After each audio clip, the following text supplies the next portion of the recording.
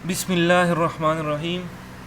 Once again, welcome, BS6 semester students, University of Science and Technology Bannu. Undetermined coefficient के एक और lecture के साथ मैं आपसे मुखातिब हूँ। अनडिटरमिन्ड कोफिशेंट में अनाइलेटर अप्रोच या एनिहिलेटर अप्रोच का एक वीडियो मैंने आप लोगों के लिए अपलोड किया था और ये उसका दूसरा हिस्सा है, पार्ट 2। अच्छा, इसमें हमने ये कहा था कि किसी डिफरेंशियल इक्वेशन को अगर आपके पास कोई linear non homogeneous differential equation के लिए हम अनडिटरमिन्ड कोफिशिएंट में अनाइलेटर अप्रोच या एनिहिलेटर अप्रोच किस तरह यूज़ करेंगे। ठीक है, वही बात है दोबारा कि इसको सॉल्व करने के लिए हम जनरल सोल्यूशन y फाइंड करेंगे। y मीन्स के yc प्लस yp। yc इसके होमोजीनियस पार्ट के साथ रिलेटेड है, yp पार्टिकुलर सोल्यूशन कहलाता है। और वो पार्टिकुलर सोल्यूशन फाइंड करने के लिए हम ये कभी सुपरपोजिशन अप्रोच, कभी अनाइलेटर अप्रोच, ठीक है, ये यूज़ करते हैं। अच्छा, अब इसमें क्या है, इसका ये हिस्सा अगर हम चेक कर लें, ये इससे पहले वाले लेक्चर में भी बता चुका हूँ कि y इससे कॉमन ले लें तो ये हिस्सा रह जाता है। ठीक है, और इस हिस्से को हम फिर l से डिनोट कर लेते हैं। l यहाँ पर कोई ऑपरेटर आप कंसीडर कर लें, कोई डिफरेंशियल ऑपरेटर आप कंसीडर कर सकते हैं। फिर इसमें हमने डिफिनीशन पढ़ी थी कि अनाइलेटर अप्रोच ऑपरेटर जो है वो क्या है। अनाइलेटर ऑपरेटर या एनिहिलेटर ऑपरेटर एक ऐसा ऑपरेटर जो किसी फंक्शन पर अप्लाई हो के उसको ज़ीरो बना दे, उसको डिस्ट्रॉय कर दे, उसको खत्म कर दे। इसको क्या कहेंगे, ऐसे ऑपरेटर को हम यहाँ पे ख़ास तौर पे हम डिफरेंशियल ऑपरेटर, हम हमारा अंडर कंसंट्रेशन है, तो एक ऐसा differential linear differential operator with constant coefficients कि जो किसी फंक्शन पर अप्लाई हो के उसको ज़ीरो बना दे। मैंने आप लोगों को एग्जांपल दिया था, एक मिसाल कि फॉर एग्जांपल आपके पास एक फंक्शन है, ठीक है, और वो फंक्शन कौन सा है, इस फंक्शन की एग्जांपल दी थी। कोई कांस्टेंट फंक्शन है 1, तो इसके लिए एनिहिलेटर ऑपरेटर या अनाइलेटर ऑपरेटर जो है वो क्या है, वो सिर्फ डी है। डी मीन्स एक दफ़ा की डेरिवेटिव लेना, ठीक है, यानी डी इस पर अप्लाई हो जाए फंक्शन पर तो फंक्शन को ज़ीरो बना देता है। एक दफ़ा अगर हम इसकी डेरिवेटिव ले लें तो हमारा फंक्शन ज़ीरो बन जाएगा। इस तरह ये भी कहा था कि एक्स स्क्वायर के लिए जो अनाइलेटर ऑपरेटर है वो है D cube. D cube means 3 दफ़ा डेरिवेटिव लेना, ठीक है, यानी डी क्यूब इसको ख़त्म करेगा, इसको ज़ीरो बना देगा। इस तरह एक्सपोनेंशियल फंक्शन है इसके लिए, ये देखें, तो इसके लिए मेरे पास d-1 ये एक ऐसा ऑपरेटर है जो इस पर अप्लाई होगा, यानी x पर अप्लाई होगा और इसको ज़ीरो बनाएगा। आप लोग चेक कर सकते हैं, ठीक है। d e पावर x पर अप्लाई हो जाए तो e पावर x आता है, माइनस e पावर x तो ये ज़ीरो बन जाता है। तो अनाइलेटर ऑपरेटर इसका मकसद ये होगा। इस अप्रोच को हम आगे लेके जा रहे थे कि किसी डिफरेंशियल इक्वेशन में yp को फाइंड करने के लिए कैसे ये अप्रोच हम यूज़ करते हैं, ठीक है। इस पे ये एग्जांपल हमने किए थे। अच्छा, इसके लिए सिर्फ अनाइलेटर ऑपरेटर हमने फाइंड आउट किए थे, ये ऑलरेडी हो गए थे ये एग्जांपल।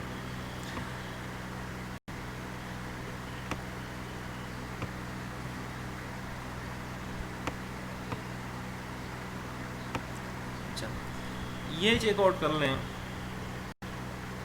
अगर यहाँ पर, अच्छा ये एग्जांपल भी हम कर चुके थे, एक और एग्जांपल मैं कोशिश करूँगा। हाँ जी, ये देख लें, second order differential equation with constant coefficients, also ये लीनियर भी है और नॉन होमोजीनियस भी है, क्योंकि इसका ये हिस्सा जो है ज़ीरो नहीं है, एक्सपोनेंशियल फंक्शन कभी ज़ीरो नहीं हो सकता, ठीक है। अच्छा, अब ये देखें, इसका जनरल सोल्यूशन फाइंड करने के लिए स्टेप 1 में इसने ऑक्सिलरी इक्वेशन के ज़रिए वाई सी फाइंड किया है। ऑक्सिलरी इक्वेशन मीन्स के यानी वाई डबल प्राइम की जगह एन स्क्वायर माइनस 3m, ठीक है, इज इक्वल टू 0। तो m square minus 3m is equal to 0। m की एक वैल्यू 0 आ रही है, दूसरी वैल्यू m की 3 आ रही है। वाई सी कॉम्प्लीमेंट्री फंक्शन जो है हमारे पास ये आ जाएगा, ये हम ऑलरेडी पढ़ चुके हैं, ठीक है, कि कॉम्प्लीमेंट्री फंक्शन कैसे आता है हमारे पास, इसके जो 3 फार्मूले में हमने बताए थे। अच्छा, स्टेप 2 में क्या है? स्टेप 2 में राइट साइड को हम देखते हैं कि एक एक्सपोनेंशियल फंक्शन यहाँ पर इन्वॉल्व है और एक ट्रिग्नोमेट्रिक फंक्शन है साइन। तो एक्सपोनेंशियल फंक्शन के लिए अनाइलेटर ऑपरेटर कौन सा होगा? e पावर 3x है तो जाहिर सी बात है d-3 होगा। आप लोग चेक कर सकते हैं कि d-3 जब exponential function e power 3x पर अप्लाई हो जाए तो इसे 0 बना देता है। कैसे?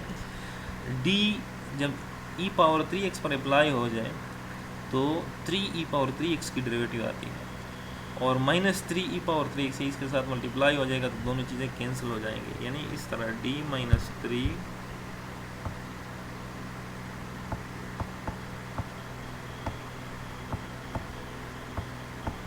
e पावर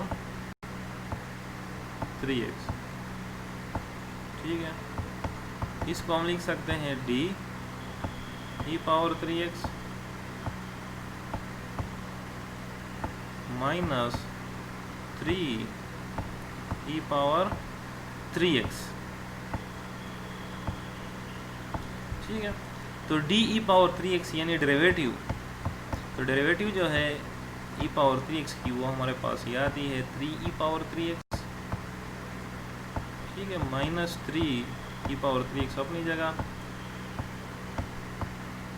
तो ये दोनों चीज़ें कैंसिल होंगी, ये कैंसिल हो जाएगी और मेरे पास 0 बाकी बच जाएगा।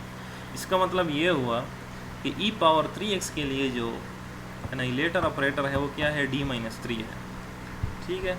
अच्छा, तो d-3 एक ये हो गया। अच्छा, फॉर साइन x के लिए मेरे पास एनाइलेटर ऑपरेटर कौन सा है? d² + 1, ये वाला। फॉर कांस्टेंट को जोड़े क्योंकि जो हमारा डिफरेंशियल ऑपरेटर होता है वो लीनियर होता है, फॉर को छोड़ के सिर्फ साइन पर अप्लाई होता है। तो d² + 1 जो है ये क्या है? ये साइन x के लिए एनाइलेटर ऑपरेटर है, यानी साइन x पर ये अप्लाई होगा तो उसको 0 बनाएगा। d² जब साइन पर अप्लाई होता है तो एक दफ़ा ये cos x बन जाता है, फिर माइनस साइन x और 1 साइन x, तो बाकी हमारे पास 0 बाकी बच जाता है। आप लोग इसको चेक कर सकते हैं।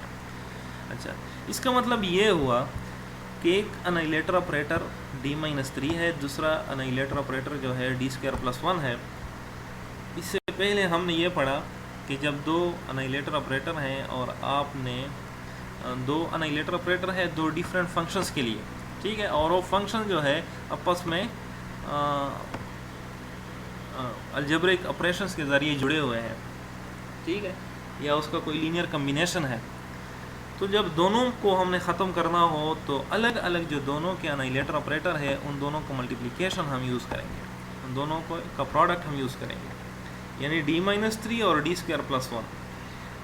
अब जब हम d-3 और d² + 1 दोनों साइडों पर अप्लाई कर लें, यानी इस डिफरेंशियल इक्वेशन के लेफ़्ट साइड से भी d-3 d² + 1 अप्लाई कर लें, ठीक है, और राइट साइड से भी इसको अप्लाई कर दें, तो हम देखते हैं कि बाकी क्या बच जाता है।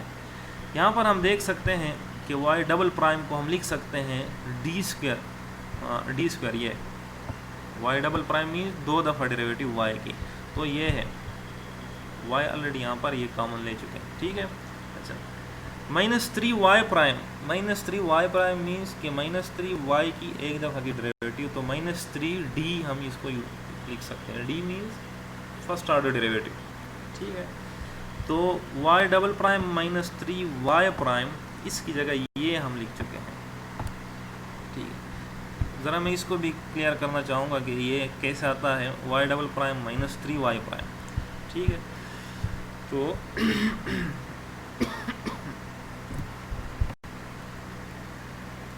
ये देखें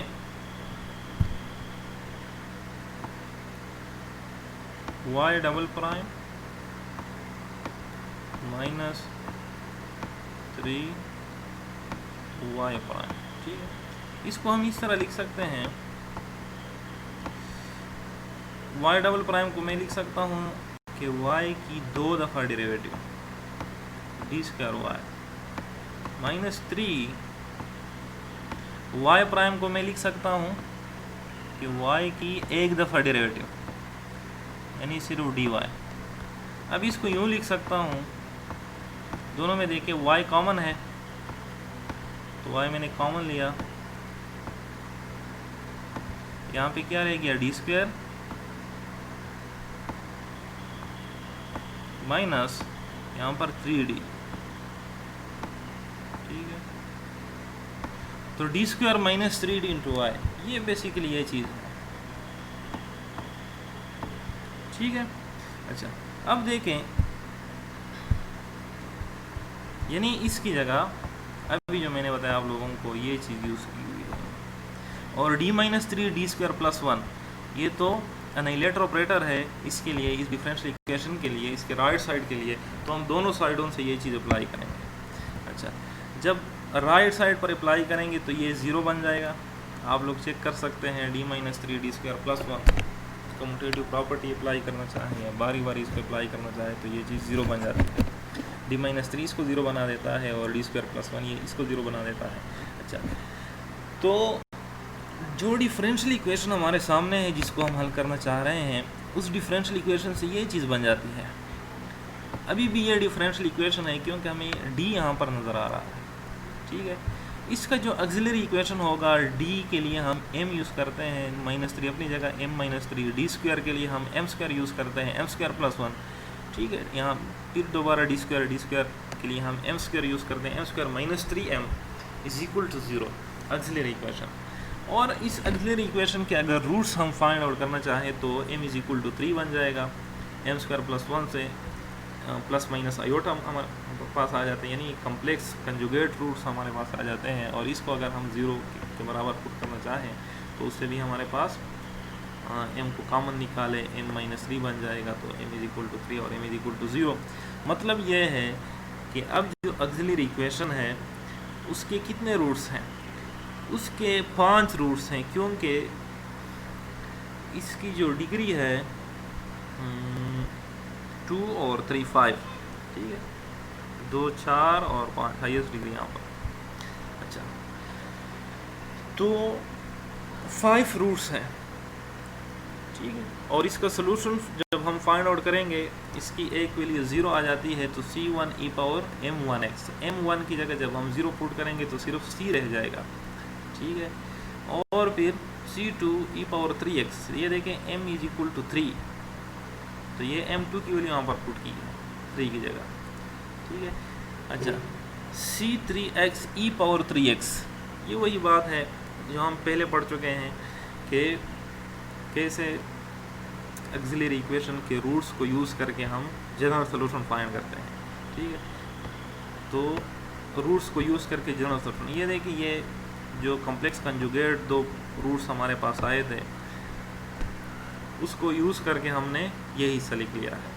तो मैं दोबारा इसकी डिटेल में नहीं जाना चाहूँगा कि ये कैसे हमारे पास आ जाता है, ऑलरेडी ऑक्सिलरी इक्वेशन को यूज़ करके ये जनरल सॉल्यूशन, ठीक है। अच्छा अब देखें, अब इसको यूज़ करके हम YP फाइंड आउट करना चाहेंगे।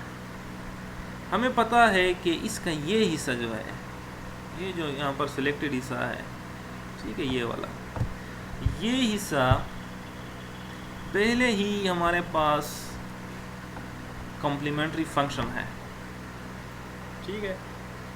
तो अगर ये कॉम्प्लीमेंट्री फंक्शन है और ये पूरा फंक्शन इस डिफरेंशियल इक्वेशन का सलूशन है, तो हमें पता है कि सलूशन में कॉम्प्लीमेंट्री फंक्शन प्लस जो नॉन होमोजीनियस पार्ट होता है यानी उसके साथ जो रिलेटेड सलूशन है YP, उन दोनों को हम ऐड करते हैं। YP, ये YP और YC ऑलरेडी हमें पता है, तो अगर YC का पता है तो इसका मतलब ये हुआ कि ये ज़रूर YP होगा, अगर ये वाई पी है तो इसको हम एक और फॉर्म में लिखते हैं, C3 की जगह A लिखते हैं, C4 की जगह B लिखते हैं, ये वाला, ठीक है, और C5 की जगह C लिखते हैं। कांस्टेंट है, हमारी मर्जी जो हम लिखना चाहें, ठीक है। यानी अब अनडिटरमिनेड कोफिशिएंट का तरीका यहाँ पर हम दोबारा एक चीज़ हमने अपने लिए आसान बना ली है, क्योंकि कुछ कोफिशिएंट्स आए हैं वाई पी के लिए, हमने उसको डिटरमिन करना है, ठीक है। उन कोफिशिएंट को हमने डिटरमिन करना है, उसको फाइंड आउट करना है, और इसके लिए दोबारा वही मेथड यूज़ करेंगे कि वाई पी को इस इक्वेशन के अंदर पुट कर लें। डबल प्राइम की जगह वाई पी की 2 दफ़ा डेरिवेटिव ले लें, वहाँ पर पुट कर लें। वाई सिंगल प्राइम की जगह इसकी 1 दफ़ा की डेरिवेटिव लेके वहाँ पर पुट कर लें। कोफिशिएंट्स कंपेयर कर लें। कोफिशिएंट जब हम कंपेयर करेंगे, बाकी क्वेश्चन वही सेम है। ए की वैल्यू हमारे पास 8/3 आ जाती है, बी की वैल्यू 6/5, सी की वैल्यू -2/5, और ए बी सी की वैल्यू एक दफ़ा फाइंड हो जाए तो यहाँ पर पुट करेंगे ये सारी वैल्यूज़, ठीक है, और वाई पी की वैल्यू हमारे पास आ जाएगी। वाई पी की वैल्यू का पता चल गया, वाई सी की वैल्यू का भी हमें पता है, स्टेप 1 में हम फाइंड आउट कर चुके हैं। दोनों को ऐड कर लें, हमारे पास जनरल सोल्यूशन आ जाता है, ठीक है, ये जनरल सोल्यूशन है। अच्छा, उम्मीद है आप लोगों को कोई मसला नहीं होगा। अगर कोई मसला है तो ज़रूर आगाह कीजिएगा।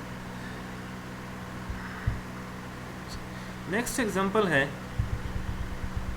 ये देखें, y double prime plus y plus x cos x minus cos x. Direct मैं यहाँ पे आप लोगों को बताना चाहूँगा कि इसका वाई सी जो है कम्प्लीमेंट्री फंक्शन इस चीज़ के बराबर आता है। कैसे आता है? आप लोग y double prime plus y की जगह एम स्क्वायर प्लस एम लिख लें, एम स्क्वायर प्लस एम, ठीक है, इज इक्वल टू 0। यानी इसका ऑक्सिलरी इक्वेशन जो है y double prime plus y, y double prime plus y का, ये देखें, ये वो बातें हैं जो ऑलरेडी पहले गुजर चुकी हैं।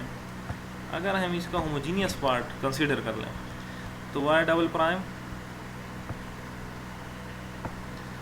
एम स्क्वायर प्लस एम, मैं डायरेक्ट लिख रहा हूँ। ये कहाँ से आता है? ये आप लोगों को अगर पता है वाई किसी एक्सपोनेंशियल फंक्शन को हम कंसीडर कर रहे थे और उससे फिर ये चीज़ आ जाती थी, तो यहाँ से आप लोग m कॉमन ले लें, ठीक है, m प्लस 1 बाकी बच जाता है, is equal to 0। m is equal to 0,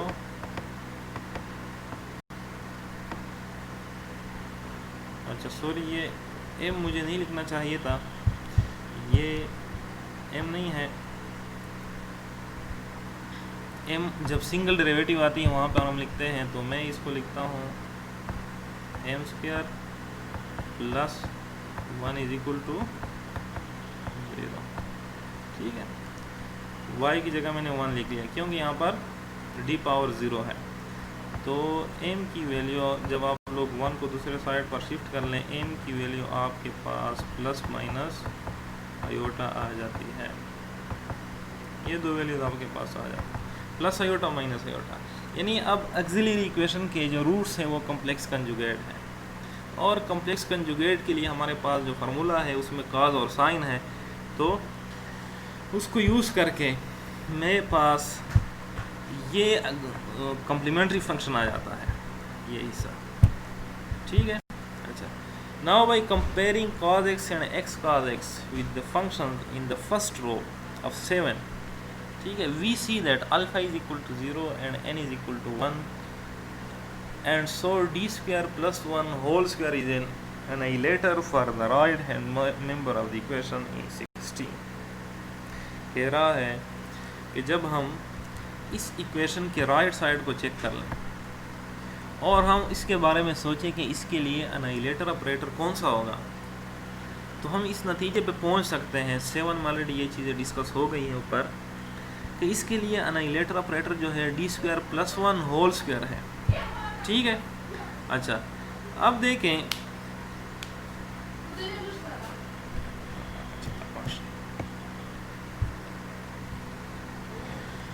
अच्छा, तो आप लोग चेक कर सकते हैं कि d square plus one whole square जब इस पर अप्लाई हो जाए तो ये ज़ीरो बन जाएगा। कैसे d square plus one whole square, ये देखें, d square plus one whole square, इसको हम लिख सकते हैं D4 फार्मूला अगर हम खोल दें plus one plus two D square, ठीक है। अच्छा, अब ये अगर हम x साइन x पर अप्लाई कर दें, x साइन x है, ये x cos x है, आप लोग वेरीफाई कर लें इसको, ये ज़ीरो बन जाएगा, ठीक है। इस पे अप्लाई कर लें तो ज़ीरो बन जाता है। तो इसका मतलब ये हुआ कि d square plus one whole square equation को लेफ़्ट साइड से यहाँ से भी मल्टीप्लाई कर दें और यहाँ से भी मल्टीप्लाई कर दें, राइट साइड से भी मल्टीप्लाई। राइट साइड के लिए ये अनाइलेटर ऑपरेटर है, उसको ज़ीरो बना देता है, और लेफ़्ट साइड के लिए ये y डबल प्राइम को हम डी स्क्वायर से डिनोट करते हैं, y को सिर्फ वन से डिनोट करते हैं, ठीक है, y कॉमन है, और ये तो अनाइलेटर ऑपरेटर हमने मल्टीप्लाई किया था। इसका मतलब ये हुआ कि दो अदद ये हैं और एक ये है, तो d square plus one whole cube बन गया इज इक्वल टू y।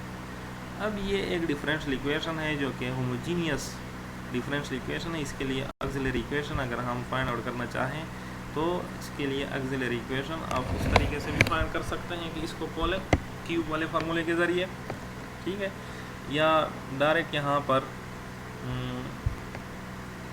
ये क्या कह रहा है, since iota and minus iota are both complex roots of multiplicity 3 of the auxiliary equation of the last differential equation we conclude that. अच्छा, ये कह रहा है कि इसके आयोटा और माइनस आयोटा इसके कॉम्प्लेक्स रूट्स हैं। इसका जो ऑक्सिलरी इक्वेशन है वो क्या है, m square plus one whole cube, ठीक है, m square plus one whole cube is equal to 0।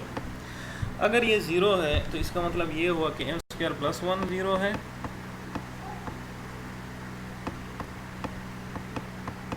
अगर एम स्क्वायर प्लस वन 0 है तो इसके रूट्स क्या आते हैं, प्लस माइनस आयोटा, ठीक है।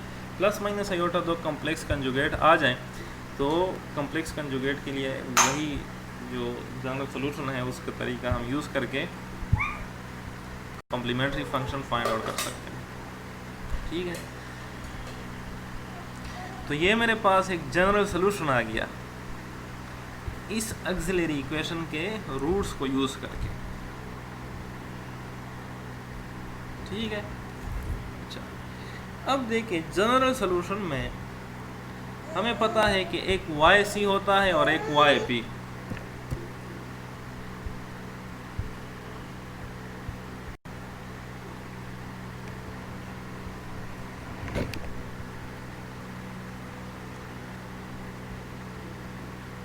अच्छा, तो ये YC ऑलरेडी हमारे पास फाइंड आउट हो चुका है।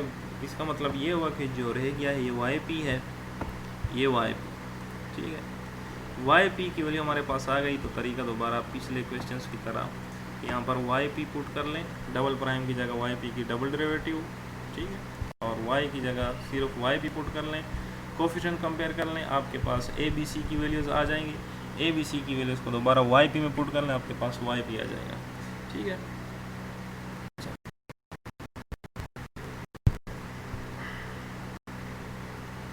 24 मिनट की वीडियो है, मेरे ख्याल में ये काफ़ी है।